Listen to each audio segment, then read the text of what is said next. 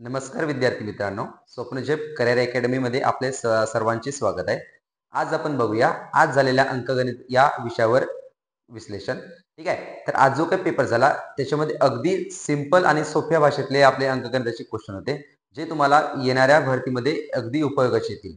ठीक आहे. तर आज आपण बघूया जे काही पेपर झाला त्याच्यामधला पहिला क्वेश्चन घ्या. पहिला क्वेश्चन असा आहे, संदीपने मुलाच्या शिक्षणासाठी दर शेकडा 8.5 दराने 1,20,000 शैक्षणिक कर्ज 4 वर्षासाठी घेतले. त्यांनी ती मुदत संपली तेव्हा एकूण किती रक्कम परत केली असणार? ठीक आहे. तर संदीपने इथं रक्कम घेतली किती आहे? 1,20,000 रुपये आणि त्याने किती 4 वर्षानंतर 8.5 दराने परत केली.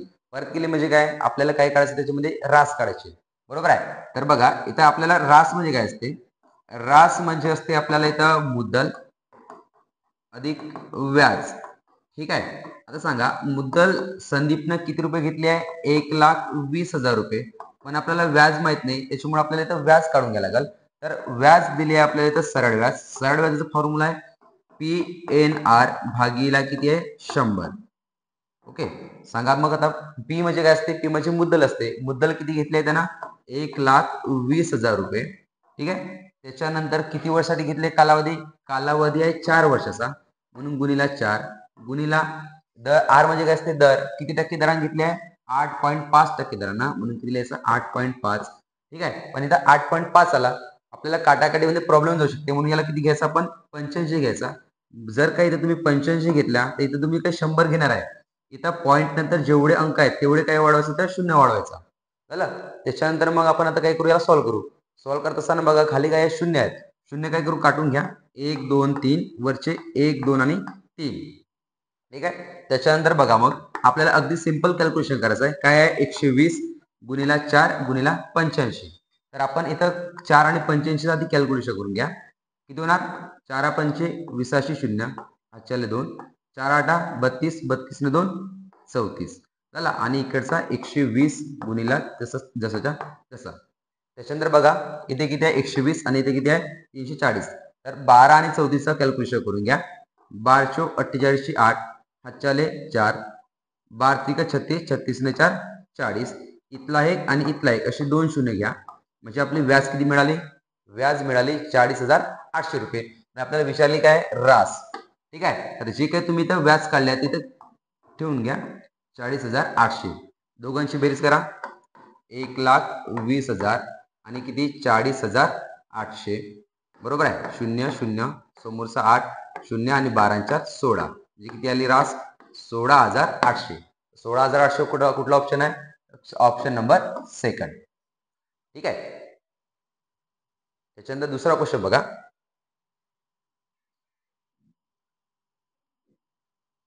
ठीक आहे. दुसरा क्वेश्चन असा आहे, गीता आणि सरिता यांच्या वयाची सरासरी दिली आहे. सरासरी किती वर्ष आहे? 24 वर्ष. बरोबर आहे. जर सरासरी 24 वर्ष आहे आणि किती व्यक्ती आहेत? 2 व्यक्ती आहेत, म्हणून त्यांच्या वयाची बेरीज ही किती वर्ष होणार? 2 व्यक्ती असल्यामुळे 24 गुणिला 2 किती वर्ष? 48 वर्ष. बरोबर. समोर वाचा. गीताचे वय सरिताचे काय दिले आहे? दुप्पट दिले आहे. ज्याच्यामध्ये तुम्हाला काय दिलाय? गुणोत्तर सांगितलाय. गुणोत्तर का सांगितलाय? एक आहे गीता आणि दुसरी कोण आहे? सरिता. आता गीता आणि सरिताचा यांचं काहीतरी पटीमध्ये सांगितलंय. काय सांगितलंय? गीताचे वय सरिताचे काय आहे? दुप्पट आहे. जर का आपण सरिताचे वय 1 समजू, काय समजू आपण सरिताचे वय? सरिताचे जर का वय आपण 1 समजू तर गीताचे वय दुप्पट म्हणजे किती होणार? 2 होणार. बरोबर आहे. म्हणजे यांच्या दोघींच्या वयाचे गुणोत्तर किती आहे? 2:1 आहे ना. मग सांगा आपल्याला जी काही 48 वर्ष जी काही दिली आहे ती काय काढलो आपण? बेरीज काढलो. बरोबर आहे. ज्याच्यामध्ये 2 भाग कोणाचे? गीताचे आणि 1 भाग कोणाचा आहे? सरिताचा. असे दोघांचे मिळून किती भाग झाले? 3 भाग. 2 आणि 1 किती भाग? 3 भाग. या 3 भागांसाठी आपल्याला प्रश्नामध्ये किंमत किती सांगितली आहे? 48 वर्ष सांगितले का? 48 वर्ष. तर आपल्याला विचारलं कोणाचा भाग आहे मग?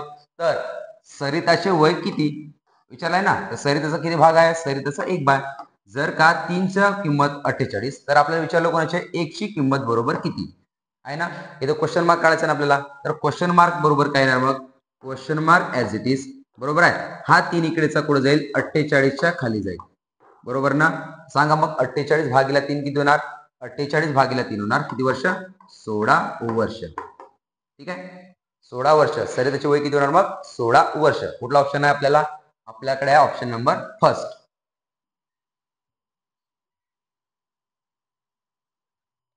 पुढील क्वेश्चन बघा. पुढील क्वेश्चन असं सांगितलं आपल्याला, मनोजला 50 किलोमीटर अंतर स्वतःच्या सायकलवरून जायचे आहे. तो प्रत्येक तासाला 12.5 किलोमीटर अंतर कापतो. प्रत्येक 12.5 किलोमीटर अंतर गेल्यानंतर तो 20 मिनिटाची विश्रांती घेतो. तर त्याला संपूर्ण अंतर जाण्यास किती वेळ लागेल? ठीक आहे. थोडा इंटरेस्टिंग आणि छान क्वेश्चन आहे. याच्यामध्ये बेसिक आणि ऍडव्हान्स अशा दोन्ही गोष्टी आल्या. आता बेसिक कुठला? एक व्यक्ती आहे, त्याला किती अंतर पार करायचे? 50 किलोमीटर अंतर पार करायचं आहे. कितीच्या गतीनं? गती सांगितली नाही, पण तुम्हाला इथं थोडा फिरून क्वेश्चन विचारलाय. फिरून म्हणजे कसा? प्रत्येक तासाला. आपल्याला माहिती आहे ना, दर तासाला, जेव्हा कधी प्रश्नामध्ये दर तासाला असा काही क्वेश्चन राहते, त्याच्यामध्ये आपण काय पकडतो? त्याला गती पकडतो. इथं गती किती दिलाय? गती दिलाय दर तासाला किती किलोमीटर पार करता येतो? 12.5 किलोमीटर. बरोबर आहे. म्हणजे इथं सांगा, इथं आपल्याला अंतर किती पार करायचं आहे? 50 किलोमीटर. वेग किती सांगितले आपल्याला? 12.5 किलोमीटर किती? दर तासाला, म्हणजे प्रति तास. झाला 12.5 किलोमीटर प्रति तास आहे का नाही? मग सांगा, आता जो काही तो 50 किलोमीटर अंतर पार करायचं आहे, त्याला एका टप्प्यामध्ये पार करायचं आहे का? एका टप्प्यामध्ये म्हणजे कसा? जर तो का शून्यापासून सुरू केला आणि अंतिम स्थान किती किलोमीटरवर आहे त्याचा? 50 किलोमीटरवर. हा त्याला एवढा अंतर पार करायचा आहे.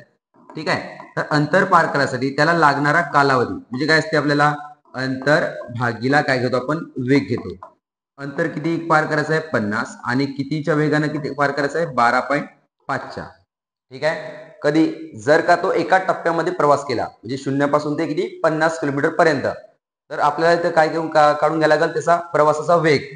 सांगा 500 होणार इथं, आणि इथं किती होणार? 125. कारण की इथं पॉईंट, छेदामध्ये पॉईंट आहे ना, आपण काय केलं? याला साध्यामध्ये कन्वर्ट केलो आणि त्याचं पॉईंट वरती शिफ्ट केलो. आता हे काटाकाटी होते का? इथं किती होणार? 25 पाचा 125 आणि 25 दुने 50 आहे ना. म्हणजे कितीने घडला तो? 20/5. परत काटाकाटी होती का? 5 1 5 आणि 5 चौक 20. म्हणजे किती तास लागायला पाहिजे त्याला? 4 तास. ठीक आहे. बघा इथं काय दिलं आपल्याला? जर का तो विदाऊट थांबा, म्हणजे एकही जर थांबा घेतला नसता, तर तो 0 पासून ते 50 किलोमीटरचं अंतर किती तासामध्ये पार केला असता? 4 तासामध्ये. पण तो तसा केला का? तसा केला नाही. त्याने काय केले? शून्यापासून ते 50 पर्यंत अंतर पार करत असताना काय केले? प्रत्येक 12.5 तास 5 किलोमीटरला थांबा घेतला. म्हणजे याचा अर्थ काय? शून्यापासून सुरुवात केली तर पहिले 12.5 किलोमीटरवर थांबा घेतला. किती मिनिटाचा? 20 मिनिटाचा. ठीक आहे. आणखी त्याच्यानंतर 12.5 पहिले किती केला? शून्यापासून ते 12.5. त्याच्यानंतर समोर 12.5 म्हणजे किती? 12.5 अधिक 12.5 25. बरोबर आहे. म्हणजे पुढच्या आणखी 25 किलोमीटरला किती केला त्यांना? 20 मिनिटाचा थांबा केला. झाला. त्याच्यानंतर 25 किलोमीटर झाले. आणखी मग 12.5 किलोमीटरला काय केला? तो थांबा घेतला. म्हणजे 25 आणि 12.5 किती होतात? 37.5 किलोमीटर. किती मिनिटाचा थांबा घेतला? 20 मिनिटाचा. झाला. त्याच्यानंतर 37.5 पासून आणखी 12.5 गेला. म्हणजे किती गेला असं डायरेक्ट मग ज्याला जिथं पोहोचायचं होता कितीला? 50 किलोमीटरला डायरेक्ट तिथं पोहोचल्यावर मग थांबाचा विषय आला का? तो नाही आला. ठीक आहे. तर सांगा 0 पासून ते 50 किलोमीटर पर्यंत किती थांबे घेतले त्यांना? 3 थांबे घेतले. आणि प्रत्येकी थांबा किती मिनिटाचा आहे? हा 20 मिनिटाचा आहे. म्हणून काय होणार? 20 20 20 किती होणार? एकूण 60 मिनिट. किती मिनिट? 60 मिनिट. म्हणजेच काय होते आपल्याला? 60 मिनिट म्हणजेच काय होते? 1 तास आहे ना. त्या 0 पासून ते 50 किलोमीटर पर्यंत प्रवास करायसाठी त्याने फक्त 1 तास किंवा 60 मिनिट हा घेतला, विश्रांती घेतली आहे ना. म्हणजे काय झाला? प्रवास जो काही त्याने स्टार्टिंग केली होती, बरोबर आहे. आता प्रवासाला लागणारा वेळ म्हणजे काय होणार? एक होणार न थांबता, बरोबर आहे, अधिक काय होणार मग त्याचा? विश्रांतीचा वेळ. बरोबर का नाही? मग आता सांगा, न थांबता जर का तो शून्यापासून ते 50 किलोमीटर अंतर जर त्याला पार करायचा होता, तर किती वेळ लागत होता त्याला? 4 तास लागत होता. म्हणजे न थांबता, अधिक त्या शून्यापासून ते 50 किलोमीटर पर्यंत जात असताना त्याने एकूण किती थांबे घेतले? 3 थांबे. 3 थांबे हे किती मिनिटाचे होते? 20 20 मिनिटाचे. असे किती मिनिट? 60 मिनिट. म्हणजे किती तास? 1 तास. बरोबर आहे. सांगा मग त्याला त्या प्रवासामध्ये जायसाठी आणि विश्रांतीसाठी एकूण किती कालावधी लागला? 4 आणि 1 किती तास लागले असेल त्याला? एकूण 5 तास त्याला काय लागला? प्रवासाचा कालावधी लागला. समजलं? अगदी सोप्या भाषेत होता. म्हणजे आपला आन्सर काय आहे? 5 तास. ठीक आहे. पुढचा क्वेश्चन बघा. एका सायकलच्या चाकाची त्रिज्या 35 सेंटीमीटर आहे, तर 880 सेंटीमीटर अंतर कापण्यासाठी या चाकाचे किती फेरे पूर्ण व्हावे लागतील? बरोबर आहे. आपल्याला काय दिलंय, एक सायकलचं चाक दिलाय ज्याची त्रिज्या किती सांगितली आपल्याला, आर बरोबर सांगितले आहे 35 सेंटीमीटर आणि या चाकाला काय करायचे, काहीतरी फेऱ्या मारायचे आहेत आणि त्या फेऱ्यामध्ये काय होणार, या स्टार्टिंग पॉईंट पासून इथपर्यंत काहीतरी असं अंतर पार होणार. बरोबर. आपल्याला इथं सिंपल फॉर्म्युला म्हणू शकतो आपण, अंतर बरोबर परिघ गुणीला जेवढ्या काय तो फेऱ्या मारणार ते फेऱ्या घेऊ शकतो. बरोबर आहे. आता सांगा, तो काय चाक होतं किती अंतर पार करताय, 880 सेंटीमीटर, म्हणजे अंतर बरोबर किती घेणार, 880 सेंटीमीटर आणि परिघ, वर्तुळाचा परिघ काय असते, वर्तुळाचा परिघ असते 2 पाय आर गुणीला किती फेऱ्या मारते आपल्याला तेच काढायचं आहे, म्हणून किती करायचं इथं एक्स घ्यायचं. ठीक आहे. त्याच्यामध्ये बघा मग 880 जशाच्या तसा 2 पायची किंमत 22/7 गुणीला आर, आर किती दिला आपल्याला 35 गुणीला एक्स ऍज इट इज. बरोबर आहे. त्याच्यानंतर बघा इथं 7चा कोण आहे, 7चा आहे 35, 7 एके 7 आणि 7 35. ठीक आहे. मग बघा 880 जसा तसा 22 दुने 44 गुणीला 5 गुणीला एक्स. आपल्याला एक्स काढायचा ना, एक्स लिहून घ्या इथं. एक्स बरोबर किती होणार, 880 गुणीला 880 आणि इकडचा जो काही 44 आणि 5 गुणाकारामध्ये आहे, इकडे आल्यावर भागाकारामध्ये 44 गुणीला किती होणार इथं 5 होणार आहे. त्याच्यानंतर बघा 44 आणि 5, 44 वरती कोण आहे, तर 44 डायरेक्ट आपल्याला दिसत आहे, 44 88 आहे. 44 एक 44 आणि 44 जुने 88. ठीक आहे. मग राहिला काय मग इथं आपण, वरती राहिला 2 आणि समोरचं 0 भागीला किती इथं 5. झालं. सांगा मग आता 20 भागीला 5 किती होणार, 5 एके 5 आणि 5 चौक 20. बरोबर आहे. म्हणजे आन्सर किती आला, एक्स बरोबर आला 4. किती फेऱ्या मारल्या असतील त्या चाकानं मग, तर एकूण फेऱ्या मारल्या 4. Option number 3. ठीक आहे. पुढील क्वेश्चन बघा, दोन संख्यांचा मसावी आणि लसावी अनुक्रमे 16 व 192, जर त्यापैकी एक संख्या 64 आहे तर दुसरी संख्या कोणती. ठीक आहे. लसावी आणि मसावी मधला जो फॉर्म्युल्यावर आधारित क्वेश्चन आहे त्याच्यावरचा एक हा प्रश्न आहे. बघा त्याच्यामध्ये फॉर्म्युला आपल्याला माहिती आहे सर्वांना, काय असते, लसावी गुणीला मसावी बरोबर काय असते इथं, पहिली संख्या गुणीला दुसरी संख्या. ओके. आता सांगा आपल्याला इथं दिलाय काय प्रश्नामध्ये, हा फॉर्म्युला आहे लसावी आणि मसावीचा. याच्यामध्ये बघा प्रश्नामध्ये काय दिलाय, लसावी दिले की इथं लसावी आहे 192 म्हणून काय लिहिलं इथं 192 गुणीला मसावी सांगितलंय गेलं तर मसावी आहे 16, मसावी आहे 16 बरोबर पहिली संख्या किती पकडाल, एक संख्या सांगितली आपल्याला 64 गुणीला इथं किती लिहा 64 गुणीला दुसरी संख्या आपल्याला दिली नाही तीच आपल्याला काढायची, दुसरी संख्या कोणती. ठीक आहे. म्हणून इथे किती पकडा, एक्स पकडा लागेल. तर झाला हा एक्स काढायचा, एक्स लिहायचंच.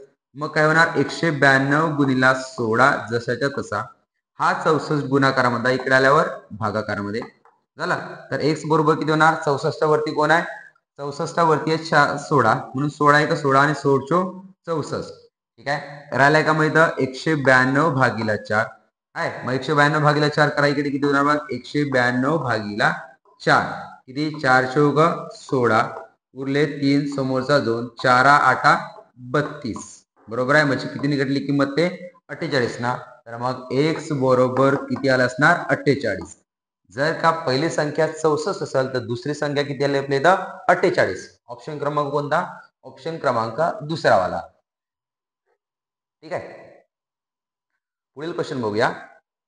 क्वेश्चन नंबर 36 ज्याच्यामध्ये सांगितलं आपल्याला एक्स आणि वायच्या किमती काढायच्या आहेत. बरोबर आहे. हा प्रश्न आहे दोनचा समीकरण मधला. त्याच्यामध्ये आपल्याला दोन समीकरण दिले आहेत आणि दोन समीकरणावरून एक्स आणि वाय ची किंमत काढून समोर आपल्याला विचारला येतं एक्स अधिक वाय बरोबर किती.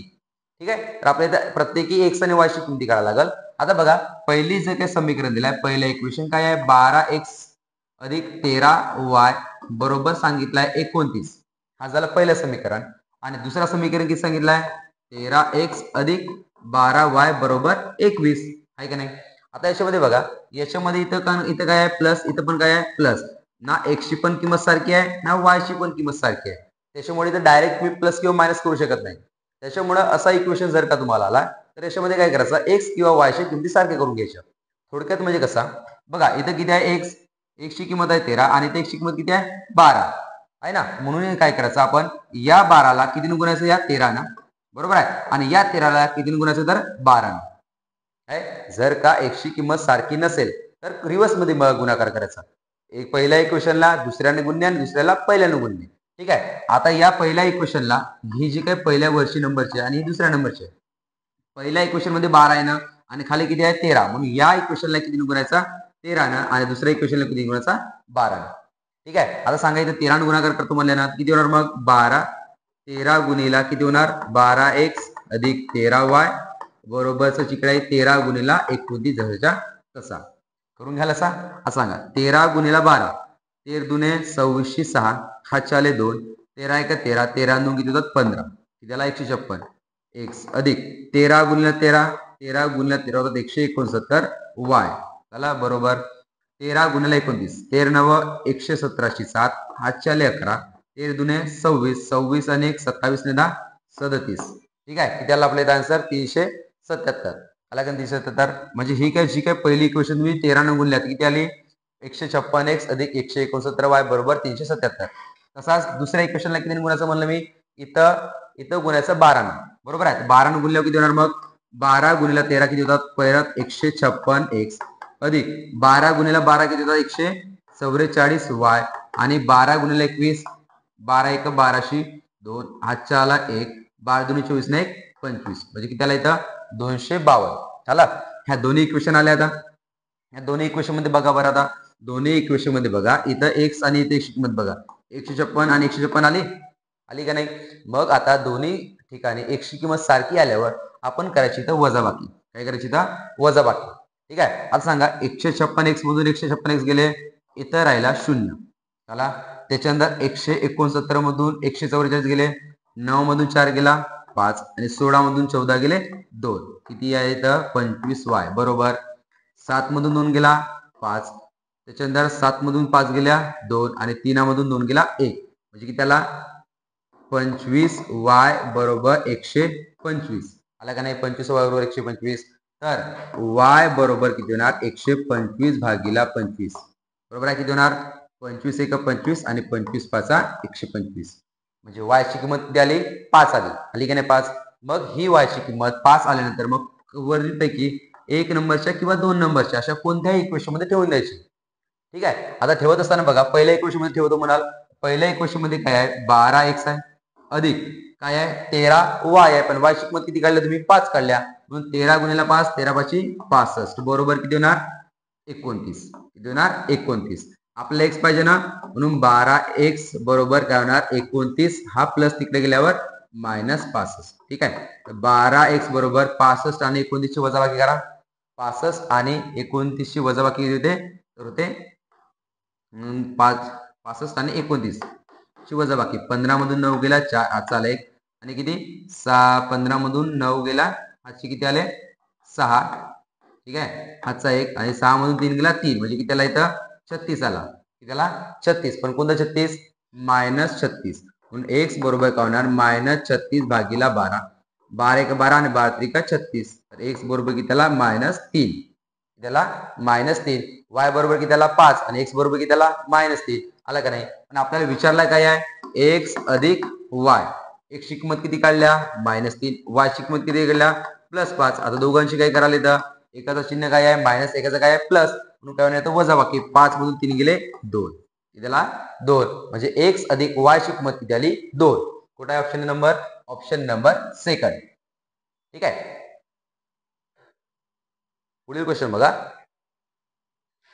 क्वेश्चन नंबर 37 कार काम आणि वेग बदलाय ज्याच्यामध्ये मजुरांचा गट दिलाय किती आहे 12 मजूर एक काम 18 दिवसामध्ये करतात बरोबर आहे म्हणजे काय दिले आपल्याला m1 गुणिला d1 आहे जर काय इथं m1 आणि d1 दिला असेल तर समोर तेच काम करायसाठी m2 गुणिला काय दिलंय तिथं d2 दिलाय आहे 12 मजूर एक काम 18 दिवसामध्ये पूर्ण करतात जर का मजुरांची संख्या 1.5 पटीने वाढवली तर ते काम करण्यासाठी किती दिवस लागतील आहे आपल्याला पहिल्या गटामध्ये माणसं दिली आहेत किती आहेत 12 म्हणजे m1 ते 12 माणसं एक काम किती दिवसामध्ये करतायत 18 दिवसामध्ये बरोबर आहे तेच काम करायचे दुसरे मजूर आहेत पण दुसऱ्या मजुरांची आपल्याला डायरेक्ट संख्या सांगितली नाही संख्या न सांगता तुम्हाला काय सांगितलंय मजुरांची संख्या 1.5 पटीने वाढवली काय केली 1.5 पटीने वाढवली मला सांगा आता पूर्वी जे काही मजूर होते पूर्वी किती मजूर होते 12 मजूर होते तिथे 12 मजूर आता जे काही नंतरच्या गटामध्ये m2 मध्ये ते 12च्या 12 काय केले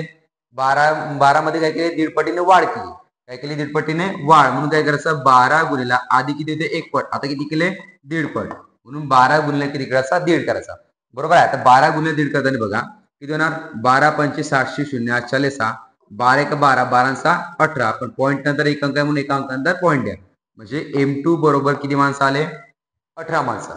ठीक आहे आधी किती होते 12 नंतर तेच दीड पटीने वाढवलं म्हणजे किती झाले 12च्या ऐवजी किती झाले 18 म्हणून M2 बरोबर किती आले 18 गुणिला ह्या जे काही दीड पटीने वाढवले तर त्यांना लागणारे काय विचारलाय दिवस म्हणजे काय विचारलं आपल्याला इथं D2 दिसत आहे. मग D2 बरोबर किती होणार 12 गुणिला 18 जसा असेल तसा आणि इकडचा 18 गुणाकारातला इकडे आल्यावर भागाकारात मग 18ला जर 18 कॅन्सल झाला तर राहिला किती फक्त 12 म्हणजे D2 बरोबर किती दिवस आले तर 12 दिवस. कुठला ऑप्शन नंबर 3. ठीक आहे. पुढील क्वेश्चन बघा एका संख्येच्या 25% 20% केले असता उत्तर 15 येते तर ती संख्या कोणती. ठीक आहे हे एकदम सोपं आहे आणि एक्सेल समीकरणचा क्वेश्चन आहे ज्याच्यामध्ये दिला एक संख्या तुम्हाला माहिती आहे का नाही म्हणून आपण जर का आपल्याला एखादी संख्या माहित नाही म्हणून आपण काय पकडतो नेहमी एक्स आहे का नाही. एका संख्येच्या किती टक्के 25% आहे ना एका संख्येच्या म्हणजे गुणाकार 25% म्हणजे 25 आणि टक्क्याला आपण जे काही लिहितो ते काय लिहितो भागीला किती लिहिता 100 लिहिता 25% म्हणजे किती लिहिता भागीला 100 लिहिता. त्याच्यानंतर एका संख्येच्या 25% लिहिल्याने समोर म्हणून काय करायचं परत गुणाकार 25%चे किती टक्के 20% परत लिहायचा 20 आणि टक्क्यासाठी काय लिहितो भागीला 100 केले असता उत्तर किती ते 15 उत्तर नेहमी बरोबरच्या त्यासाठी लिहायचा किती उत्तर आपल्या इथं 15 येते म्हणून बरोबर किती आपला आन्सर 15. तर ती संख्या कोणती एक्स काढायचं इथं आता एक्स काढत असताना बघा एक्स गुणिला इथं काटाकाटी होते करून घ्यायची. ठीक आहे किती होणार 25 एक 25 आणि 25 100 20 एक 20 आणि 20 पंचे 100 बरोबर आहे. तर आता राहिला का मग इथं 1/4 गुणिला इतरेला 1/5 बरोबर 15 जशाच्या तसा काय. आता आपल्याला एक्स काढायचा आहे तर एक्स बरोबर किती होणार 4 आणि 5 कशामध्ये आहे भागाकारामध्ये तिकडे गेल्यावर कशामध्ये ना गुणाकारामध्ये म्हणून 15 गुणिला 4 गुणिला 5. ठीक आहे 15 चो 60 किती होतात 15 चो 60 आणि 60 गुणिला 5 60 गुणिला 5 होतात 6 पंचे 30 आणि किती शून्य 1 शून्य म्हणजे ती संख्या किती आली आपली एक्स बरोबर आली 300 म्हणजे ती संख्या कोणती आहे तर 300. ऑप्शन कोणता ऑप्शन नंबर 2 वाला. डन. पुढील क्वेश्चन बघा इथे काय दिलंय 2x बरोबर 3y बरोबर 4z तर x/y/z बरोबर किती. अगदी इंटरेस्टिंग क्वेश्चन आणि चांगला क्वेश्चन आहे जो गुणोत्तरामधला आहे ज्याच्यामध्ये आपल्याला दिलाय 2x बरोबर 3y बरोबर 4z म्हणजे काय सांगितलंय संख्या एक प्रकारच्या प्रमाणात आहेत आणि त्यांचं तुम्हाला काय विचारलंय गुणोत्तर विचारलंय. जर का कधी पण कसा क्वेश्चन राहिला 2x अधिक 2x बरोबर 3y बरोबर 4z तर आपण कायच नाही करायचं याचा घ्यायचं जे काही तुमचे एक्स आणि वाय आणि झेड दिले असतात त्याचे काय घ्यायची त्याच्यासोबतचा जो काही सहगुणक असते एक्स वाय आणि झेड सोबतचे जे काय सहगुणक असतात सहगुणक म्हणजे काय सोबतचे 2 इथे किती आहे 3 आणि इथे किती आहे 4 याला काय म्हणतात सहगुणक म्हणतात आहे सहगुणक. या सहगुणकांचा काय घ्यायचा लसावी घ्यायचा काय घ्यायचा लसावी. आता सांगा 2 3 आणि 4 चा लसावी किती आहे तर यांचा लसावी आहे आपल्याला भेटते 12 किती भेटते 12 आहे. मग कायच नाही करायचं ज्यांचा सहगुणक घेतल्यानंतर लसावी घेतल्यानंतर यांना काय करायचं भागाकार करायचा. कसा भागाकार करायचा आपल्याला सांगितलंय 2x/3y/4z असं सांगितलंय ना मग काय नाही करायचं यांच्या लसावीने काय करायचं तर भागाकार करायचा. इथं 12 करायचा इथं पण 12 इथं पण किती करायचा 12. ठीक आहे आता 12 12 केल्यानंतर मग काय करायचं काटाकाटी करून घ्यायची एक्स आहे ना तर बे एक बे आणि बे छका 12 म्हणजे किती येतं x/6 समोरचा किती आहे 3 एक 3 आणि 3 चौका 12 म्हणजे त्याला y/4 नंतर 4 एक 4 आणि 4 त्रिका 12 म्हणजे त्याला z/3 आला ना. 12 ना भागाकार केल्यानंतर जे काही तुम्ही मग काटाकाटी करता ते काटाकाटी केल्यानंतर काय करायचं x/6 y/4 आणि z/3 आहे ना. आपण आपल्याला विचारलंय काय x/y/z कायच नाही करायचं जे तुम्हाला खाली दिसते ना एक्सच्या खाली वायच्या खाली झेड खाली तोच आपला काय झाला प्रमाणात झाला किंवा गुणोत्तर झाला म्हणजे काय तर इथे येणार 6 4 4 3 हा काय झाला x/y/z चा काय झाला प्रमाण झाला किंवा गुणोत्तर झाला. ठीक आहे म्हणजे कोणता आपला ऑप्शन आहे 6 4 4 3 कुठला ऑप्शन आहे असा ऑप्शन नंबर आहे पहिला वाला म्हणजे आन्सर कुठला आपला पहिला वाला. ठीक आहे समोरचं बघा क्वेश्चन नंबर 40 काय दिलाय, एक माणूस ए ठिकाणाहून बी ठिकाणी ताशी 60 किलोमीटर वेगाने गेला व बी ठिकाणाहून परत ए या ठिकाणी ताशी 40 किलोमीटर वेगाने परत आला, तर त्या प्रवासाचा सरासरी वेग किती आहे ना. आता बघा, हा क्वेश्चन आहे अंतर, वेग आणि वेळ म्हणला, ज्याच्यामध्ये तुम्हाला काढायचं सरासरी वेग. सरासरी वेग काढताना दोन प्रकारची सरासरी काढता येते, एक समान अंतर असताना आणि एक समान अंतर नसताना. समान अंतर असताना म्हणजे काय, बघा, जर का प्रवास आपला ए पासून ते बी पर्यंत होत आहे का नाही, कुठून आहे, ए पासून ते बी पर्यंत, ठीक आहे. आता ए पासून ते बी पर्यंत जाण्यासाठी काहीतरी वेग आहे, त्याचा वेग किती आहे, 60 किलोमीटर प्रति तास आहे का नाही. हा ए पासून कुठे गेला, बी कडे गेला आहे ना. मग परत त्यांनी काय केला, मग बी पासून कुठे आला असणार, मग ए कडे आला असणार. किती तास वेगानं, 40 किलोमीटर प्रति तास वेगानं आहे का नाही. आता सांगा, जाताना तेवढाच अंतर पार केला असेल आणि येताना काय केलं असेल, तेवढाच अंतर पार केला असेल ना. म्हणजे या ठिकाणी काय, अंतर समान असताना, तर अंतर समान असताना आपला सरासरी जो काही वेग असते, अंतर समान असताना सरासरी वेग बरोबर असते 2xy बाय x अधिक y.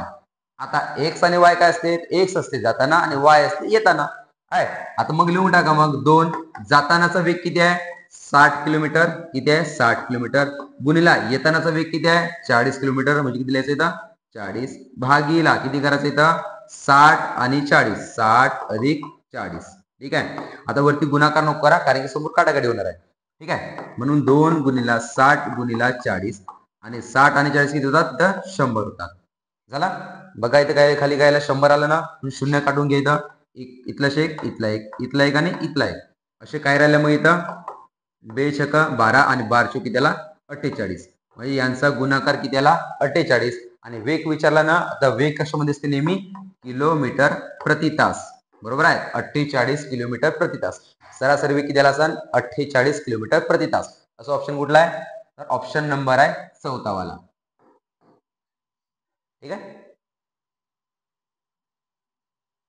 पुढचा क्वेश्चन बघा, क्वेश्चन नंबर 41. काय सांगितलंय, 3 क्रमागत धनसंख्यांचा वर्गाची बेरीज 371 आहे, तर त्या संख्या कोणत्या, बरोबर आहे. आता इथे तुम्हाला दोन प्रकारे क्वेश्चन काढता येते, 3 क्रमागत धनसंख्यांच्या वर्गाची बेरीज किती सांगितली आहे, 371. असं तुम्हाला क्वेश्चन एक्स पण पकडता येते आणि ऑप्शन पण देता येते. पण आपल्याला एक्स जर पकडला तर मग तो क्वेश्चन लांब होईल, कारण की इथं x plus y, x plus 2, x plus 3 असं घ्यावं लागते, आणि मग तुम्हाला हा वाला फॉर्म्युला लावा लागते, त्याच्यामध्ये ए अधिक बी चा वर्ग हा वाला फॉर्म्युला लावा लागते. त्याच्यामुळं टाइमपास होते. म्हणून आपण काय करायचा, असा वाला जो काही प्रॉब्लेम येते तो आपण ऑप्शन मेथड द्यायचा. ऑप्शन मेथड म्हणजे काय सांगितलंय, तुम्हाला सांगितलंय वर्गाची बेरीज, 3 संख्यांच्या वर्गाची बेरीज, 3 संख्या तुम्हाला कुठे असणार, त्या ऑप्शन मध्ये असणार ना, त्यांचे प्रत्येकी वर्ग घ्यायचे आणि बेरीज करायची. जर का आपली ती काय बेरीज 371 आली तर आपला तोच ऑप्शन करेक्ट, ठीक आहे. आता सांगा, इथं काय दिलंय, 11, 13 आणि 15 आहे का नाही. आता सांगा, जर का 15चा वर्ग आपण किती घेतला, 15चा वर्ग आहे 225 घेतला, आणि त्याच्या अगोदर लहानची संख्या कोणती आहे, 13. 13चा वर्ग जर का आपण 169 घेतला तर किती ते बेरीज, 9 आणि 5 14, हा चालेल, 7 आणि 2 9 आणि 2 आणि 1 3, हेच बेरीज किती झाली दोघांची, 394. म्हणजे जी बेरीज दिली आहे त्याच्या पण एकदम वरची बेरीज गेली, म्हणून हा ऑप्शन येणार आहे का, पहिला ऑप्शन इथेच कट झाला, ठीक आहे. मग दुसरा ऑप्शन बघा, दुसरा ऑप्शन काय दिलाय, दुसरा ऑप्शन असं सांगितलंय, दुसरा ऑप्शन आहे 9, 11 आणि 13, म्हणून सर्वात मोठी संख्या घ्या 13. 13चा वर्ग किती आहे, 169. समोर कोणती आहे, 11. 11चा वर्ग किती आहे, 121, आणि समोर किती आहे, 9. 9चा वर्ग किती आहे, तर 81, ठीक आहे. बेरीज करा आता, 9 आणि 1 10, 10 आणि 1 1101, बरोबर आहे, हातचा आला 1, 8 आणि 1 9, 9 आणि 2 11, 11 6 किती होतात, 17, 1707, हा चालेल, 1 2 आणि किती 3, म्हणजे बेरीज किती आली तर 371.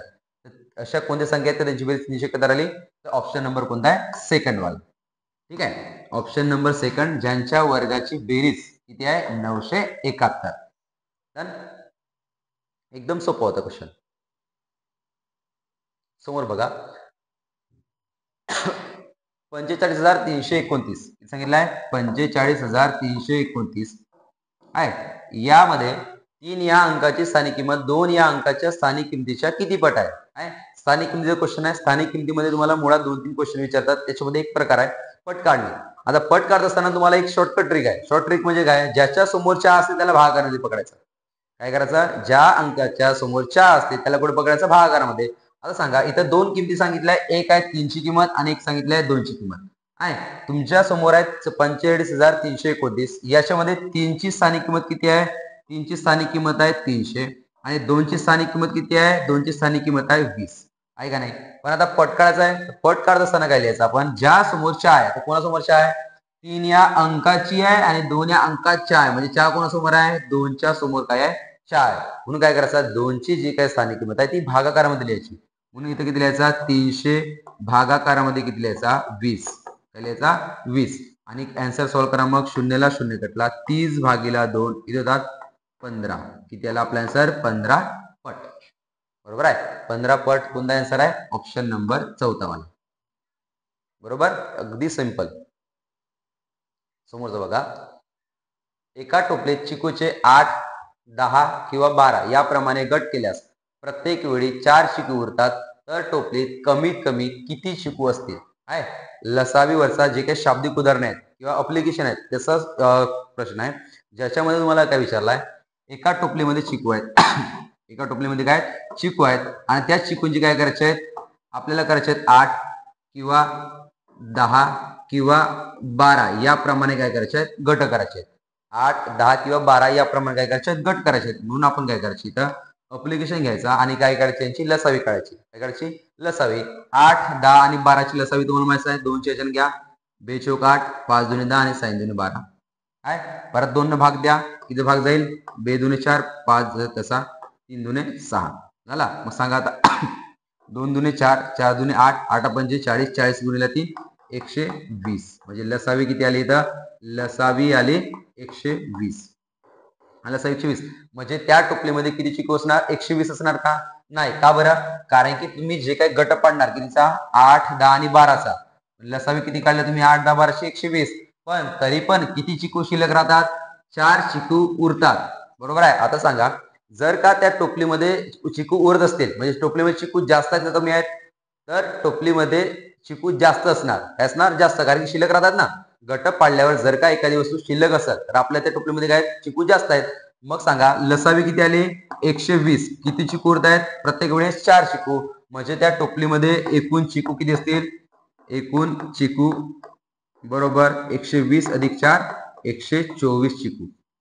बरोबर आहे. 124 आहेत. प्रत्येक वेळी जर गट पाडाल तर किती उरतात? 4 उरतात. म्हणजे आपला आन्सर कोणता आहे? 4. बरोबर. पुढचा क्वेश्चन बघा. 21 मीटर त्रिज्या असलेल्या मैदानाला परिघाभोवती संरक्षण भिंत बांधायची आहे. भिंत बांधण्याचा खर्च 1 मीटर लांबीसाठी 1000 रुपये आहे. तर या मैदानाला संरक्षण भिंत बांधण्यासाठी किती खर्च येईल? आहे. आता सांगा, तुम्हाला काय दिलंय इथं? एक मैदान दिलंय. तर मैदानाचा आकार कसा आहे? मैदानाचा आकार आहे वर्तुळाकार आहे ना. पण ते वर्तुळाकार आकार असताना त्या वर्तुळाची त्रिज्या किती सांगितलंय? आर बरोबर सांगितलंय 21 मीटर. किती सांगितलंय? 21 मीटर. आता त्या वर्तुळाकार मैदानाला काय बांधायचे आपल्याला? एक संरक्षण भिंत. सांगा संरक्षण भिंत बांधायची म्हणजे कुठे बांधाल तुम्ही? त्या वर्तुळाकार मैदानाच्या पुढे बनाल बाउंड्रीवर आहे ना. या बाउंड्रीवर तुम्ही काय बांधाल? एक भिंत बांधाल का नाही? आता सांगा, जर का तुम्ही बाउंड्रीवर भिंत बांधता म्हणजे याचा अर्थ काय? तुम्ही त्या वर्तुळाचा काय वापरता?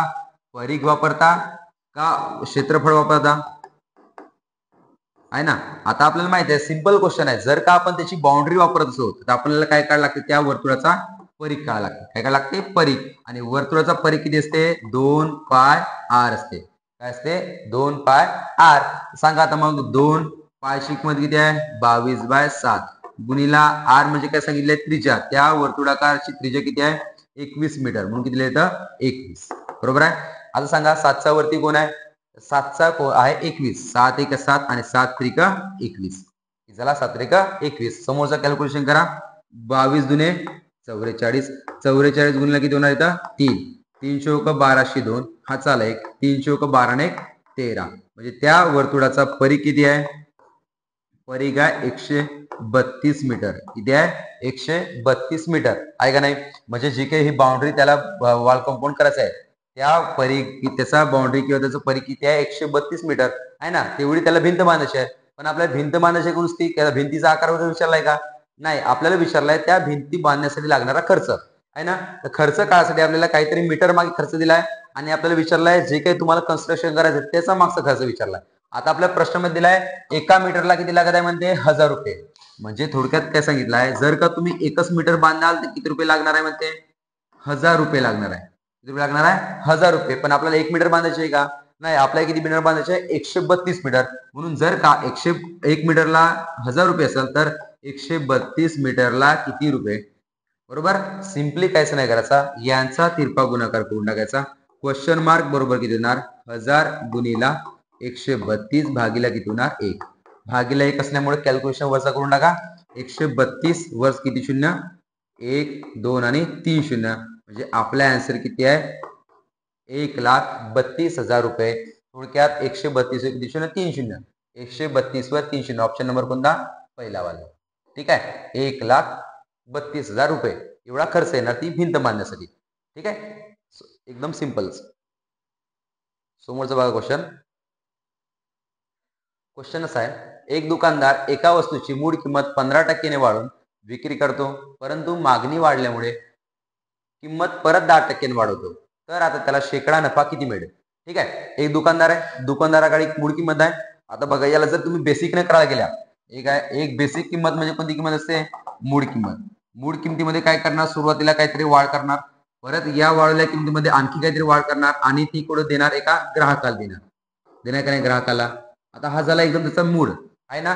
तर अशा वेळेस आपण काय करतो, त्या वस्तूची मूळ किंमत किती पकडता? नेहमी 100 पकडता. किती पकडता? 100. आणि त्यानं पहिले किती वाढवले? त्याने वाढवले सुरुवातीला 15% वाढवल्यामुळं 100वर किती 15% म्हणजे किती झाले? मग ते 115. कितीवर वाढवले? 100वर पहिल्यांदा वाढवले. पण मागणी वाढल्यामुळे त्याने काय केलं? आणखी 10% वाढवले. किती टक्के वाढवले? आणखी 10%ने वाढवले. म्हणजे 100वर किती वाढवले? ते 110 केले. 110. मग ही जी काही किंमत आहे 100 मूळ किंमत होती, सुरुवातीला 15% वाढवली, त्याच्यानंतर आणखी 10% वाढवली आणि ती किंमत कोणाकडे गेली? तर ग्राहकाकडे गेली. बरोबर आहे ना. आता ग्राहकाकडे गेल्यावर सांगा, इथं काटा 100ला 100 कटला. बरोबर आहे. इथला 0ला 0 कटला. 15 गुणिला 11 किती होतात? 115 गुणिला 11. 11 पाचा 55 हा चाले 5. 11 1 11 11 5 1606 हा चाला 1. 11 1 11 11 1 12. किती आला आपला आन्सर? 1265 भागीला किती आहे? 10. ठीक आहे. खाली शून्य असल्यामुळे काय करायचं इथं 126 पॉईंट किती येणार? 5. जी काय 126.5 किंमत भेटणार आहे ती कोणाला भेटणार आहे? ग्राहकाला. कोणाला भेटणार आहे? ग्राहकाला. भेटणार आहे ग्राहकाला. आता ग्राहकाला भेटल्यावर मला सांगा, सुरुवातीला जे काही तुमच्या दुकानदाराकडे जी काही किंमत होती, किती किंमत होती? 100 रुपये. आणि ग्राहकाच्या हातामध्ये किती रुपये गेली? ते 126.5 रुपये. म्हणजे सांगा, ग्राहकाच्या हातामध्ये गेली 126.5 आणि जे काही दुकानदाराकडे होती किती किंमत? 100. यांची जर का वजाबाकी केल्या म्हणजे किती येतं? 0.5. 126 मधून 100 गेले 26. म्हणजे ग्राहकाला जी काही किंमत गेली आणि दुकानदाराला जी काही किंमत होती त्याच्यामध्ये किती फरक आहे? 26.5चा. म्हणजे 26.5% काय झाला? तर नफा झाला. कोणाला? दुकानदाराला. ठीक आहे. 26.5% नफा झाला कोणाला? दुकानदाराला. कोणता ऑप्शन आहे? Option number 3. हा झाला एकदम बेसिक. पण याच्यामध्ये आणखी एक XY मेथड आहे, ज्याच्यामध्ये तुम्हाला काय करू शकता तुम्ही, जर का आपल्याला इथं एखाद्या किमतीमध्ये सक्सेसिव्ह वाढ म्हणजे कंटिन्युअसली एका वाढीनंतर दुसरी वाढ जर बघायला मिळाली, जर का एखाद्या किमतीमध्ये लगातार किंवा एका वाढीनंतर दुसरी वाढ किंवा दुसरी घट बघायला जर मिळाली, तर आपण काय करतो? जर डायरेक्ट एक फॉर्म्युला आहे x अधिक y अधिक xy बाय 100. हा एक फॉर्म्युला आहे ज्याच्यामध्ये आपण म्हणतो सक्सेसिव्ह वाढ किंवा घट. बरोबर आहे. आता सक्सेसिव्ह वाढ किंवा घट म्हणजे काय? बघा, जर का आपल्याला वाढ झाली, काय झाली? वाढ, तर आपण घ्यायचं इथं प्लस. आणि जर का एखाद्या किमतीमध्ये घट झाली तर काय घ्यायचा? मायनस. आहे कधी फक्त दोनदा दिली असलं तरच घ्यायचं किंमत. ठीक आहे. आज सांगा, एक्सची किंमत किती सांगितली आहे? पहिल्यांदा दुकानदाराने किती टक्के वाढवले? 15%. म्हणून एक्स किती लिहायचा? प्लस 15 लिहायचा 15%. झाला. त्याच्यानंतर आणखी किती टक्क्याने वाढवली? 10% वाढवली. म्हणजे वाय किती लिहायचा? प्लस 10 लिहायचा प्लस 10. झाला. त्याच्यानंतर चिन्ह कोणतं आहे? प्लस. आणि समोर काय आहे? 15% एक्स ची किंमत आणि 10% वाय ची किंमत. किती येणार? 15 गुणिला 10 भागीला 100 देणार. 15 गुणिला 10 भागीला 100. सांगा, 15 आणि 10 25 अधिक 0ला 0 कटला. ठीक आहे. एक किती होणार? 15 भागीला 10 असंच होणार ना. इथे 0 असल्यामुळे काय द्यायचं? 1.5. म्हणजे समोरचं किती आला? 1.5. आता किती होईल सांगा बरं? 25 आणि 1.5 किती होतात? 25 आणि 1 26 आणि 26 पॉईंट किती? 5%. झालं. जर का आपल्याला प्रश्नामध्ये सक्सेसिव्ह वाढ किंवा घट जर दिली असेल तर काय करायचं, एक्स अधिक वाय अधिक एक्स वाय बाय 100. एक्स आणि वाय जर वाढ होत असेल तर प्लस घ्यायचा आणि घट होत असेल तर मायनस घ्यायचा. डायरेक्ट तुम्ही आन्सर करू शकता 26.5% काय झाली, त्याला नुसता मुनाफा झाला. झालं. समोरचा क्वेश्चन आहे, एका संख्येच्या वर्गातून त्या संख्येची अडीचपट वजा केली असता उत्तर 216 येते, तर ती संख्या कोणती? परत चला, आपल्याला म्हटला एका संख्येच्या वर्गातून. आता इथे काय पकडाल तुम्ही, जर का एक्सचं समीकरण गेल्या तर एका संख्येच्या पकडाल परत तुम्ही एक्स, बरोबर आहे. म्हणून काय पकडाल, जसा तुम्हाला दिलाय तसं वाचल्या. एका संख्येच्या वर्गातून एक संख्या पकडाल एक्स, बरोबर आहे. त्याच्या वर्गातून म्हणजे काय कराल, एक्सचा वर्ग. त्या संख्येच्या किती पट केली म्हणते, मायनस किती पट केली म्हणते, अडीच पट. संख्या पकडल्या एक्स, त्याच्या अडीच पट किती होणार, अडीच एक्स. जर का एका संख्येच्या वर्गातून त्या संख्येचे अडीच पट काय केले, वजा केले असता उत्तर किती ते म्हणते 216. किती ते म्हणते 216. जर का तुम्ही असं जर शाब्दिक नुसार किंवा एक्सेल समीकरण नुसार जर सॉल्व्ह करतो म्हणल्या तर हा समीकरण भेटते का नाही, आणि हा समीकरण सोडवताना आपल्याला प्रॉब्लेम जाऊ शकते किंवा टाइम लागू शकते. म्हणून आपण काय करायचं, हा असं जे काही एक्सेल समीकरणाला प्रॉब्लेम येतात त्याला सरसकट जर आपण ऑप्शन मेथड न गेला तर आपला फास्ट होईल किंवा सिंपल जाईल, आपला इझी जाईल क्वेश्चन. ठीक आहे. आता बघा, इथं एक संख्या तुम्ही किती पकडाल, एक्स वगैरे असं काहीच पकडायचं नाही, डायरेक्ट ऑप्शन द्यायचा. ऑप्शन बघा, पहिला ऑप्शन किती आहे, 256. किंवा सरसकट आपल्याला काय म्हणलंय, त्या संख्येची किती पट काढायची आहे, अडीच पट, बरोबर आहे ना. म्हणून काय करायचं, संख्या आपल्याला ऑप्शन मध्ये अशी दिली असतात का त्याची तुम्ही अडीच पट काढू शकता, आहे का नाही. का बरं, जर का तुम्ही त्या संख्येची अडीच पट नाही काढू शकले आणि जर का पॉईंट मध्ये आला तर तुमचं इथं उत्तर बी काय राहिलं असता पॉईंट मध्ये. पण इथं उत्तर जर काय ते येणार आहे पॉईंट मध्ये आहे का, नाही. उत्तर जो तुम्हाला सांगितलंय नैसर्गिक संख्या 216 सांगितले. म्हणून तुम्हाला जे काही अडीच पट काढणार आहे अशीच संख्या बघा की त्याची तुम्ही अडीच पट ही नैसर्गिक संख्या काढू शकता. आता बघा, चार ऑप्शन असे आहेत तर त्याचे अडीच पट जर तुम्ही काढल्या तर दोन ऑप्शन असेच कटतात. बघा, 216चे अडीच पट काढू शकता. बघा, 216ला जर तुम्ही 256चे जर अडीच पट काढल्या आहे ना, अडीच पट म्हणजे किती होते, 256 गुणिला किती करणार, 25 भागीला किती करणार, इथं 10 करणार. झालं. आता सांगा काय काटाकाटी करणार, 5 5 25 आणि 5 दुने 10. झाला. त्याच्यानंतर मग 256 अर्धे किती येतात, तर होतात 123, बरोबर ना. सॉरी, 123 नाही, 12 दुने 24 आणि 8 दिवस 128. 128 गुणिले किती होणार, 5 होणार, बरोबर आहे. 128 गुणिले 5 किती, 5 8 40 0 8 4 4 12 5 60 4 64. म्हणजे तुम्ही 256च्या अडीच पट काढू शकल्या, किती आले 640, बरोबर आहे. म्हणून हा ऑप्शन जे जिवंत ठेवा. त्याच्यानंतर बघा, 16च्या अडीच पट काढू शकता का, 16 गुणिला अडीच काढू शकता. 16 पंच्याऐंशी 0 8 4 8 16 32 8 40. पॉईंट नंतर एक आहे म्हणून एका अंकांतर पॉईंट किती आला, 40 आला, आहे ना. पण तुम्ही 11चे आणि 17चे अडीच पट काढू शकत नाही म्हणून हे ऑप्शन कॅन्सल झाले आहे. आपल्याजवळ दोनच ऑप्शन आहेत. कोणकोणते दोन ऑप्शन आहेत, एक आहे 256 आणि एक आहे 16, आहे ना. पण सांगा, जर का तुम्ही 256च्या अडीच पट काढल्या की त्याला आपला आन्सर 640 आहे ना, पण उत्तर किती येत आहे 216. म्हणून हा आन्सर येऊ शकते का, नाही. म्हणून समोरचा आन्सर बघा किती आहे, समोरचा ऑप्शन आहे 16, आहे ना. आता सांगा, तुम्हाला सांगितलं काय, एका संख्येच्या वर्गातून तुम्ही संख्या किती पकडल्या, 16, आहे ना. मग सांगा 16चा वर्ग, 16चा वर्ग किती होते, 16चा वर्ग होते 256, है ना. 16चा वर्ग किती होते 256 मायनस, कारण ना एका संख्येचा वर्ग 16चा वर्ग किती 256 त्याच्या अडीच पट. आताच काढल्या तुम्ही, 16च्या अडीच पट किती होतात 40 होतात. जर का 16च्या वर्गामधून त्याचे अडीच पट 40 जर का तुम्ही मायनस केले, 256 मधून 40 गेले, 6 मधून 0 गेला 6, 5 मधून 4 गेला 1 आणि 2 जवळच्या तसा. आन्सर किती आपल्याला 216 आला. एका संख्येच्या वर्गातून त्याचे अडीच पट मायनस केले असता आन्सर किती आला 216. तर ती संख्या कोणती होती, 16. आपला ऑप्शन कोणता आहे, ऑप्शन नंबर सेकंड. अगदी सिंपल आहे, फक्त तुम्ही काय करायचा, ऑप्शन मेथडने जायचा. झालं. समोरचा बघा, चक्रवाढ व्याजावरील प्रश्न आहे. 1000 रुपये मुद्दलाचे दर साल दर शेकडा 10 दराने 3 वर्षात चक्रवाढ व्याज किती, काय विचारलं आपल्या इथं, 3 वर्षात चक्रवाढ व्याज किती किती टक्के दराने, 10% दराने, आहे ना. आपल्याला आर सांगितलाय 10% आणि पी दिलाय आपल्याला किती येतात 1000 रुपये, झालं. आणि वर्ष सांगितलंय एन बरोबर सांगितलंय आपल्याला किती टक्के येतात 3 वर्ष सांगितलंय. मला आता तुम्हाला माहित आहे सरळ व्याजाचे 3 प्रकार फॉर्म्युले आहेत. 3 प्रकारच्या फॉर्म्युल्यापैकी आपण एकदम सिंपल काढा. आपल्याला काय करायचं इथं? आपल्याला काढायचं इथं पहिल्यांदा काढून घ्या रास. बरोबर आहे? रास बरोबर काय असते इथं? मुद्दल गुणिला 100 प्लस आर भागिला 100. हा वाला फॉर्म्युला आहे ना. आता इथं काय करायचा? 100 अधिक आर भागिला 100 किती वर्ष करायचं? जेवढे वर्ष आहेत तेवढ्या वेळेस काय करायचं इथं? गुणाकार करत जायचं. बरोबर आहे? 2 वर्ष असेल तर 2 वर्ष, 3 वर्ष असेल तर 3 वर्ष करत जायचं. आता सांगा रास बरोबर किती येणार? मुद्दल सांगितलं इथं 1000 रुपये गुणिला 100 अधिक आर 100 आणि दर किती सांगितलाय? 10. 100 अधिक 10 110 भागिला 100 गुणिला हा पहिल्या वर्षासाठी, तसाच दुसऱ्या वर्षासाठी 110 भागिला 100 गुणिला 110 भागिला 100 झाला. मग सांगा काटाकाटी करायचं काय कटणार? इथला 1 0 1 0, इथला 1 इथला 1, इथला 1 0 इथला 1 0, इथला 1 आणि इथला 1, इथला 1 इथला 1 आणि इथला 1 आणि इथला 1. असं जर शून्य कटता बाकी करायला रास बरोबर 11 गुणिला 11 गुणिला 11 चला 11 गुणिला 11 काय होते? 11चा घन. तर रास बरोबर 11चा घन आहे 1331 रुपये. किती आहे? 1331. आता किती काय रास आली पण आपल्याला विचारलं काय?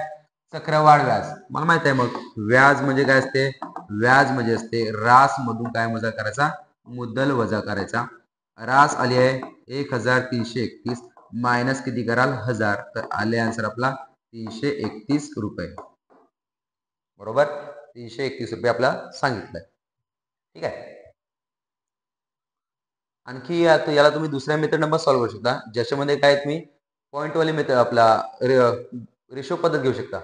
बरोबर आहे? आता इथे तुम्हाला सांगितलंय मुद्दल. मुद्दलानंतर तुम्ही काय करता? रास आहे ना. आता तुम्हाला सांगा किती टक्के दराने सांगितलंय? 10% दराने. किती टक्के दराने? 10%. 10% म्हणजे काय होते? 10%ला पूर्णांकामध्ये करायला तुम्ही किती होते? 1/10. काय अशा वेळेस काय करायचं? याला पकडायचा मुद्दल आणि याला पकडायची काय आपण? व्याज. बरोबर आहे? वर्ष किती आहे? 3 वर्ष. म्हणून पहिला दुसरा आणि किती वर्ष? 3 वर्ष. इथे लिहायचा वर्ष.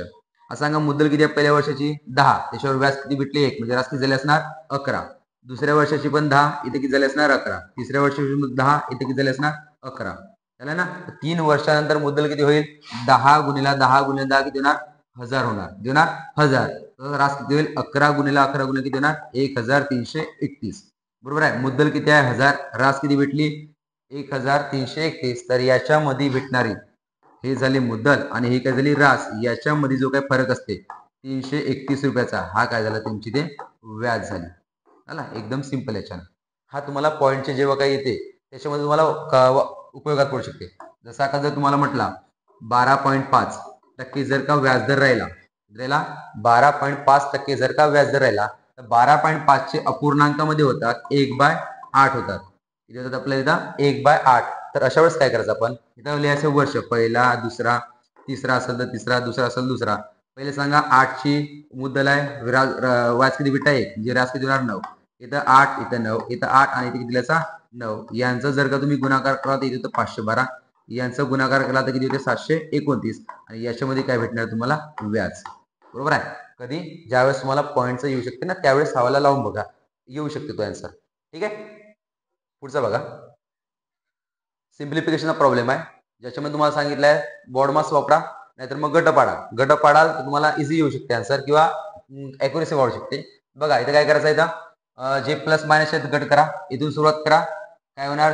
जो पहिला गट, हा दुसरा गट, हा तिसरा गट आणि हा चौथा गट. सॉरी हा चौथा आणि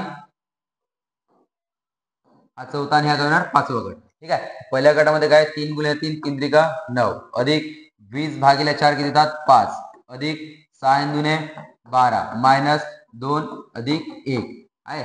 असं सॉल्व्ह झाला. आता काय करायचं? ज्यांची चिन्ह सारखे आहेत त्यांची काय करायची? तर बेरीज करून घ्या. बेरीज 9 9 आणि 5 14 14 आणि 12 26 26 ने 1 27. किती झाली इथं बेरीज? 27. 27 मधून किती गेले? 2. 27 मधून 2 गेले 25. ठीक आहे. कोणता ऑप्शन आहे? Option number 3. पुढील क्वेश्चन बघा. पुढीलपैकी कोणत्या गटातील 4 संख्या प्रमाणात आहेत? ठीक आहे. आपल्याला माहित आहे प्रमाण काढणे, चतुर्थ प्रमाणपद काढणे, तृतीय प्रमाणपद काढणे आणि मध्य प्रमाणपद काढणे हाच प्रॉब्लेम आहे. पण तुम्हाला इथं बेसिक समजून घ्यायला लागेल. आता प्रमाणपद म्हणजे काय असते? बघा अशा संख्या दिल्या असतात A:B आणि काय असणार आहे मग C:D आहे ना. हा पहिला गुणोत्तर आणि हा दुसरा गुणोत्तर. इथं यांच्या दोघांच्या मध्ये काय असतात, असे 2-2 4 टीम असतात. ठीक आहे, इथं असे 4 टीम असतात. याचा अर्थ काय होते, हा पहिला गुणोत्तर आणि हा दुसरा गुणोत्तर दोघांची किमती काय आहेत, सारख्या आहेत. बरोबर आहे. आता पहिल्या गुणोत्तरामध्ये किती सांगितलं असणार, A/B आणि दुसऱ्या गुणोत्तरामध्ये काय सांगितलं असणार, C/D. आता A:B चा अर्थ काय होते, A/B आणि C:D चा काय होते, C/D आणि यांच्या दोघांच्या मध्ये कोणतं चिन्ह असते, बरोबर. कोणतं असते, बरोबर. कारण की या जर का संख्या प्रमाणामध्ये असतील, कशामध्ये असेल, या प्रमाणात जर असतील, तर याचा अर्थ होते A/B आणि C/D यांच्या दोघांच्या किमती काय आहेत, सारख्या आहेत. आता सारख्या करत तुम्हाला काय करावं लागते, यांचा दोघांचा तिरपा गुणाकार करा, AD बरोबर यांचा करा BC, यांच्या दोघांच्या किमती काय असतात, बरोबर असतात. ठीक आहे, थोडक्यात काय नाही. तर असा जर का तुम्हाला राहिला A:B:C:D या प्रमाणात आहेत, याचा अर्थ काय होते, यांचा दोघांचा गुणाकार आणि यांच्या मधल्याचा दोघांचा गुणाकार सारखा आहे ना. आता सांगा, अशा 4 पैकी कोणता ऑप्शन आहे का त्यांचा शेवटच्या पहिल्या आणि शेवटच्या संख्येचा गुणाकार आणि मधल्या 2 संख्येचा गुणाकार हा सारखा आहे. याच्यासाठी तुम्हाला ऑप्शनच जावं लागते. आता ऑप्शन बघा, पहिला काय आहे, पहिला आहे 12, 8, 27 आणि किती आहे, 54. तुम्हाला काय म्हणलं मी, प्रमाणात आहे, त्याचा अर्थ काय, पहिली आणि शेवटचा गुणाकार आणि दुसरी आणि तिसरीचा गुणाकार हा सारखा आहे. आता गुणाकार करा, 12 गुणिला 54 बरोबर 8 गुणिला किती होणार, 27. किती होणार इथं, 27 आहे. आता या दोन्ही इकडचा गुणाकार आणि इकडचा गुणाकार बरोबर आला पाहिजे का नाही. आता इथं काटाकाटी होते बघा, करून घ्या. 27 एक 27 आणि 27 दोन्ही किती होतात, 54. 12 दुने 24 आणि इकडे किती आला, 8. सारखे आहेत का हे वाली किमती, इकडे आला 24 आणि इकडे किती आला, 8. म्हणून हा आला पहिला आन्सर, काय झाला, पहिला ऑप्शन काय झाला, कॅन्सल झाला. ठीक आहे, त्याच्यानंतर बघा दुसरा वाला काय सांगितलं आपल्या इथं, दुसरा वाला सांगितलं इथं 12, त्याच्यानंतर किती सांगितलंय, 14, 16 आणि किती सांगितलंय, 18 आहे ना. आता तुम्हाला परत म्हणलं मी, दोघांचा काय करायचा गुणाकार, 12 गुणिला 18 आणि बरोबर चिन्ह द्या, 14 गुणिला किती करायचं, 16. दोघांचा इकडचा गुणाकार करा, इकडचा गुणाकार करा, समान आला पाहिजे. इथं बघा काटाकाटी करून घ्यायचं, किती होणार, 2 2 कटणार, इथं होणार 7 दुने 12, इथं होणार 9 दुने 18, इकडे होणार 7 दुने 14 आणि 8 दुने 16. सांगा, 9 सका 54 आणि 7 8 56. एका साईडला 54, एका साईडला 56, म्हणून सारखे आहेत का, नाही. म्हणून हा पण काय झाला, कॅन्सल झाला. त्याच्यानंतर बघा तिसरा आणि चौथा. तर तिसरा बघा किती आहे, 6, 12, 18 आणि किती आहे, 14. परत करा, 6 आणि 14, 6 गुणिला 14 बरोबर 12 गुणिला 18. 6 एक 6 आणि 6 दुने 12, इकडे किती आहे, 14 आणि तिकडे किती झाला, 18 दुने 36. एका साईडला आला 14, एका साईडला आला 36. सारखे झाले का, नाही. म्हणून हा पण गेला, कॅन्सल झाला. राहिला कोणता, चौथावाला. चौथावाला काय आहे सांगा, 12 गुणिला 40 बरोबर 30 गुणिला किती आहे, 60. किती आहे, 30 गुणिला किती इथं, 16. 30 गुणिला 16. आता बघायचं काय कटणार, इकडचा 0 इकडचा 0 कटला, 12 चौक किती होतात, 48 बरोबर 16 3 किती होतात, 48. दोन्ही किमती सारख्या आल्या, म्हणून त्या किमती काय झाल्या, त्या चारही संख्या प्रमाणात आहेत. कोणत्या, 12 30, 30 16 आणि 16 40. अशा चारही किमती काय त्या प्रमाणात आहेत. समजलं. समोरचं बघा, ए या व्यक्तीचे उत्पन्न बी या व्यक्तीच्या उत्पन्नापेक्षा 50% कमी आहे, तर बीचे उत्पन्न एच्या उत्पन्नाच्या किती टक्के जास्त आहे. काय विचारलं आपल्याला, बीचे उत्पन्न एच्या उत्पन्नापेक्षा किती टक्के जास्त विचारलंय, जास्त टक्के विचारलंय का नाही. तर अशा वेळेस काय करायचं, सिंपल आहे. जर टक्के जर कमी दिलाय आणि विचारला काय जास्त, काहीच नाही करायचा. जास्त विचारला म्हणून काय करायचं, R अधिक 100 मधून, जर का तुम्हाला जास्त विचारलाय तर 100 मधून काय करायचं, R मायनस करायचा. टक्के जास्त विचारलाय तर 100 मधून काय करायचं, R मायनस. जर का तुम्हाला प्रश्नात टक्के कमी विचारलाय तर काय करायचा, R मध्ये काय करायचं, 100 मध्ये R काय करायचा, प्लस करायचा. बरोबर. इथं क्वेश्चनवर डिपेंड आहे, दिलं काय ते नाही बघायचा, विचारला काय ते बघायचा. इथं विचारला काय, किती टक्के जास्त, काय विचारलाय, जास्त आहे म्हणून काय करायचं, 100 मधून मायनस करायचा. ठीक आहे. आता बघा, R किती दिले आपल्याला प्रश्नात, 50 भागीला 100 मधून किती गेले, 50 आणि टक्के काळासाठी तुम्हाला माहिती आहे, गुणिले किती करता येतं, 100.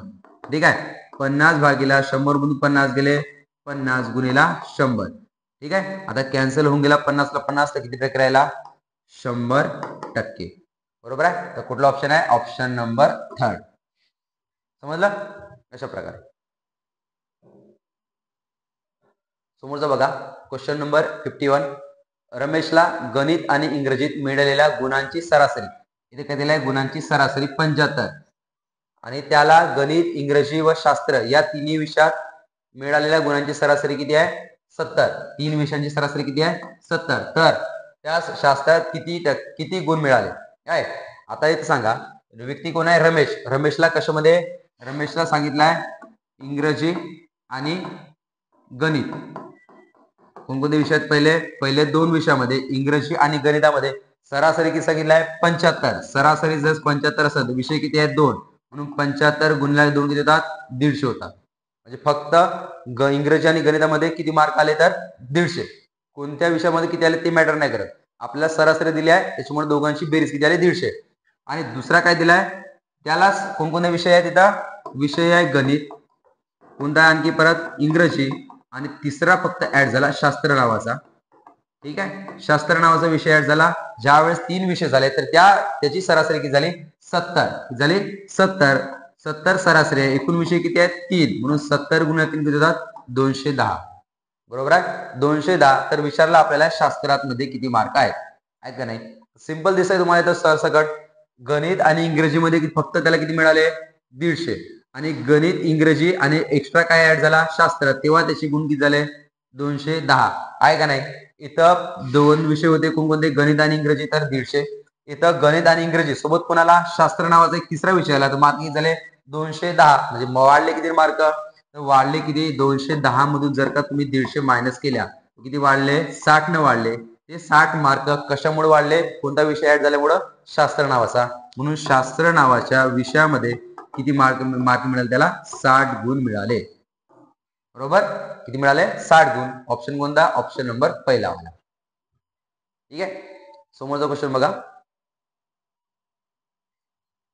एक पोलीस चोराच्या मागे त्याला पकडण्यासाठी धावत आहे.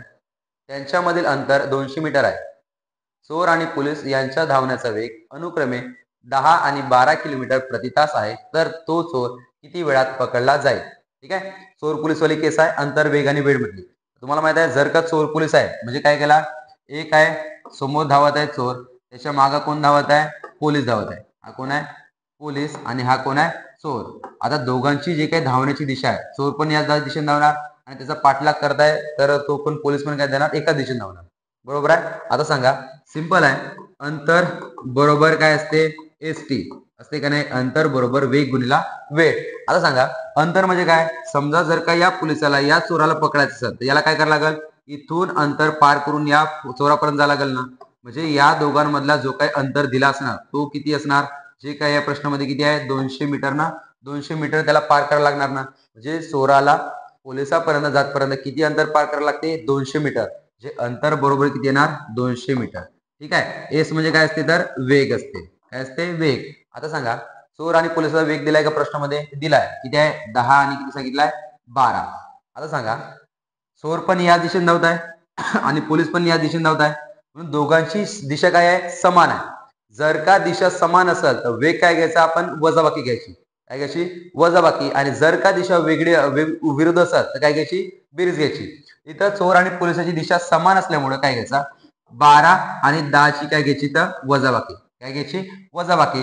पण तुम्ही 200 काय लिहिले तर मीटर मध्ये लिहिल्या आणि 12 आणि 10 कशामध्ये दिले आपल्याला किलोमीटर प्रति तास. त्याच्यामुळे काय करायचं या मीटरला बघून जे काय तुम्ही किलोमीटर प्रति तास दिलाय ना याला काय करायचं 5/18 न गुणाकार करायचा. काय करायचं 5/18 न गुणाकार करायचा. आणि आपल्याला विचारलाय किती वेळात पकडाल ना, वेळ विचारलाय म्हणजे आपण इथे किती लिहायचं T जसाच्या तसा लिहायचं.